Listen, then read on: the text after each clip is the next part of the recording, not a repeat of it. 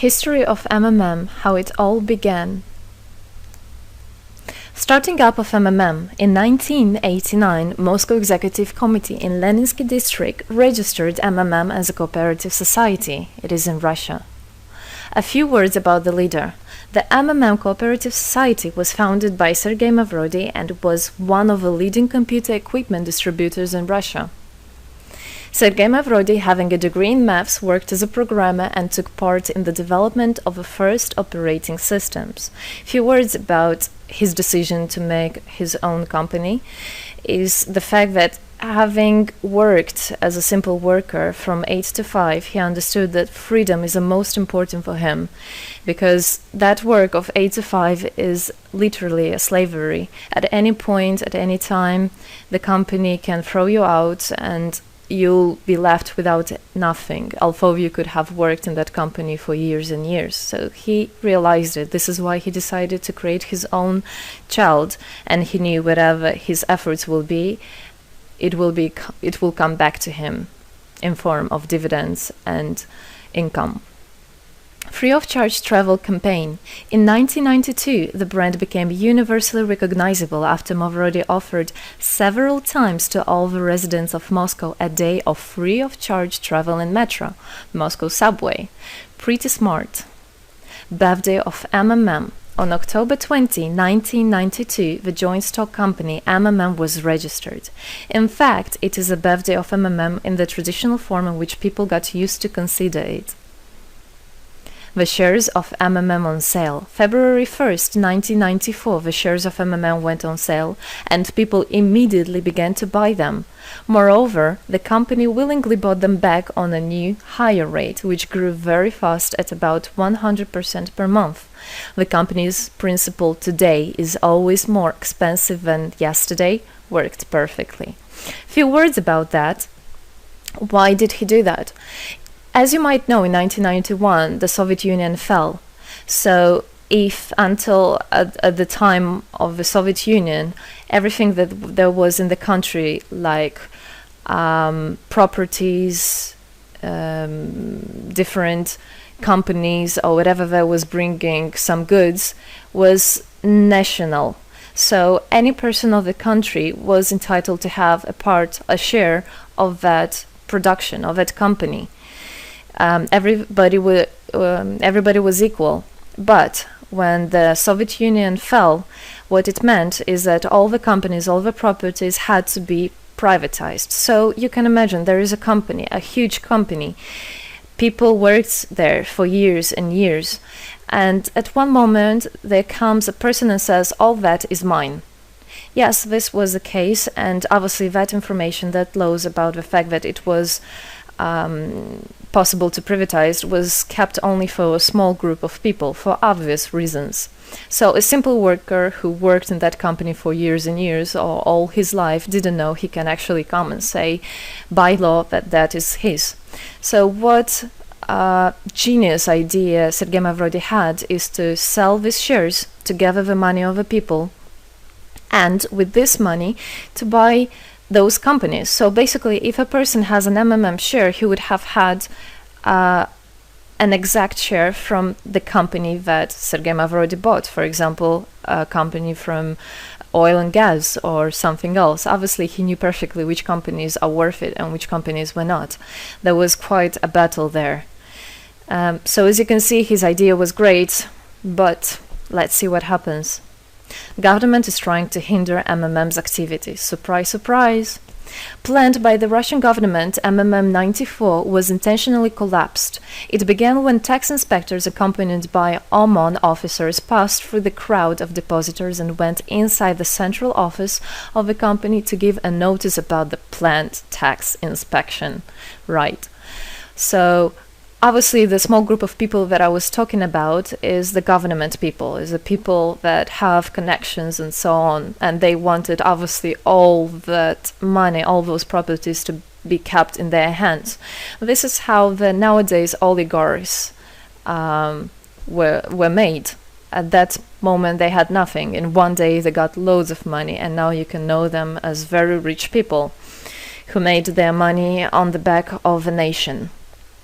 So obviously they did something just to provoke some panic going through the crowd. Obviously, for any financial institution, a panic is really bad. As I remind you, at that time, MMM was selling shares, was a share stock company, let's say. Mavrody's arrest. Sergei Mavrody was arrested on tax evasion charge. Really lame excuse. It wasn't at all like that. What happened, even the person that was in charge with giving the arrest, he told him that there was no other option for them. They had to do something, even though it was illegal what they were doing, but they had to do it as they were afraid of him. Because, as he said, another 2-3 months, and in whole Russia there would be no government, no banks, nobody, only Sergei Mavrody, that who holds the money nowadays. This is in charge. So he was arrested, and his arrest was broadcasted live on all TV channels, obviously to show off more, to show people how bad he is, and actually the government didn't do anything wrong. On the same day, there was a storm of the central office of MMM. The company was prescribed to recover 49.9 billion rubles to the budget. Huge money. The question about the money in MMM 94 is open, as no one still can give an answer where it is. The authorities simply turned a blind eye to it, although hundreds of eyewitnesses are ready to confirm, even under oath in court, that they saw 17 trucks take out cash through the back door. So unfortunately, at that time, there was no internet, no bitcoins, no other internet wallets, and all the money were obviously kept in cash in the MMM offices. And the government took advantage of it. They just came, took it out, and then they said nothing.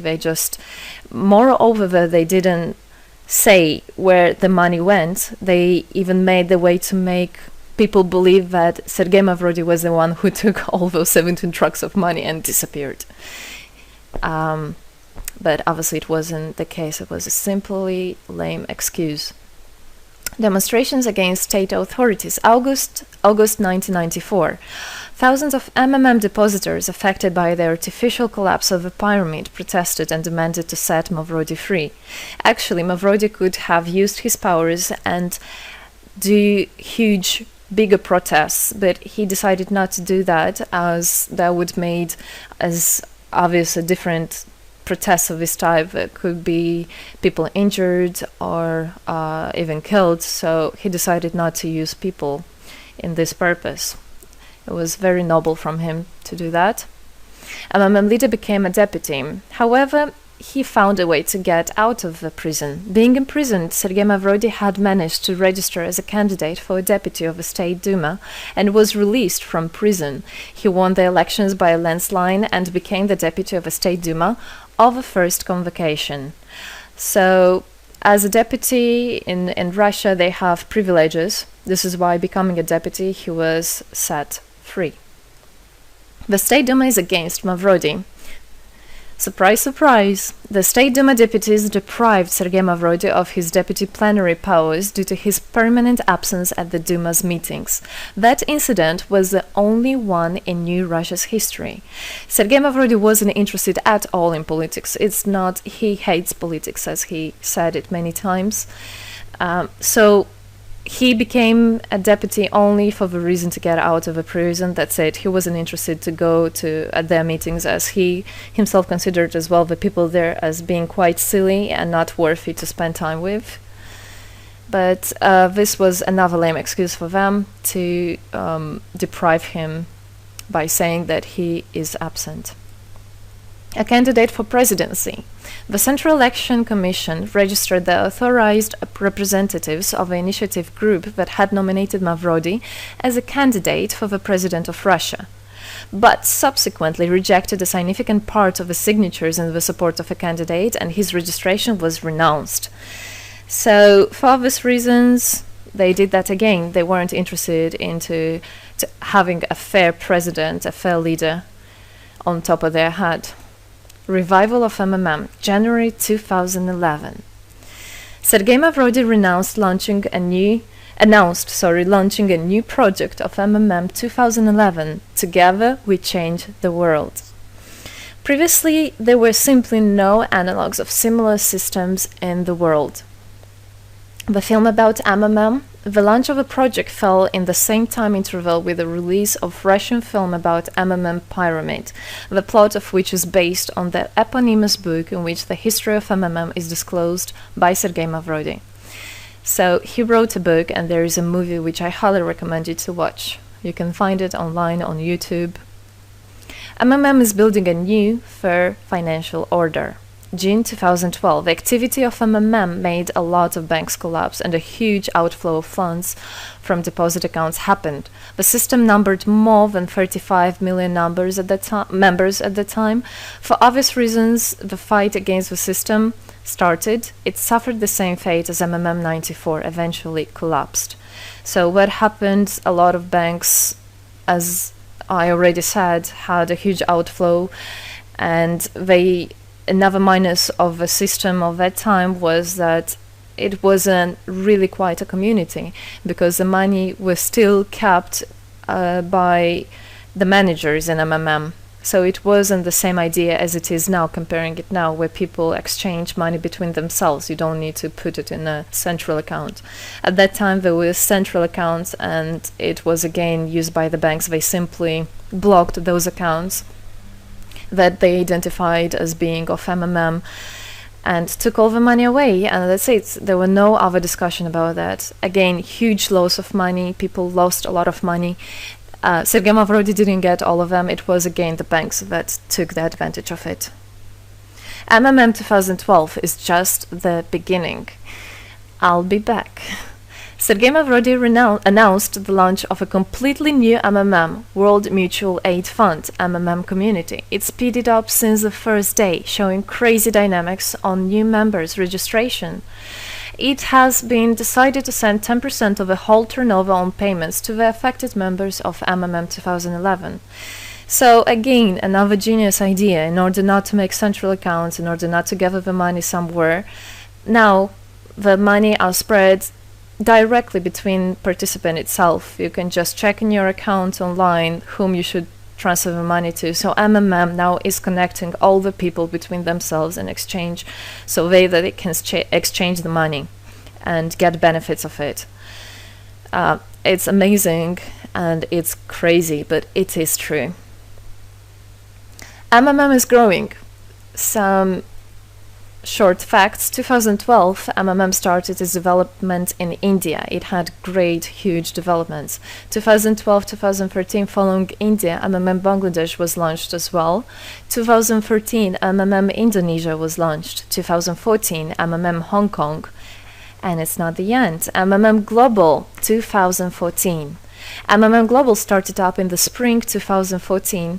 It is a voluntary network, a community of millions and millions of people from more than 100 countries worldwide. So there is already MMM settled in Argentina, Brazil, Philippines, Hong Kong, and other. And all the rest of people in the world from all the countries of the world are able to participate as well. So they rebelled against the financial slavery and combined their money for this purpose. So how it is possible? MMM, the Republic of Bitcoin. Bitcoin is another genius idea to set the world free. For MMM Global participants' convenience, there were some trendy ideas on funds transfers implemented.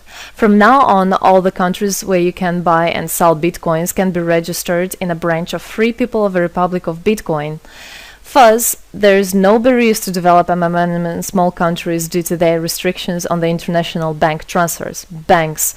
This is not something that we would want to use, as the banks can anytime put restriction on an account or even block an account and take all the money. Yes, the banks can do that. Read better your contract.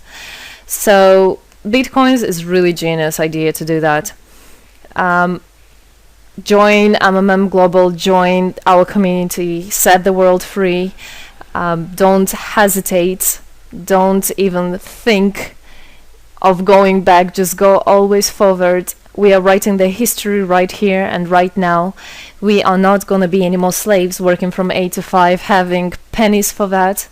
We want to hold our own money and to get the benefits of it. I don't want a bank to use my money for their own purposes. I want us people, free people, to use our money, to exchange the money when it is needed, and to help each other. This is really a great idea.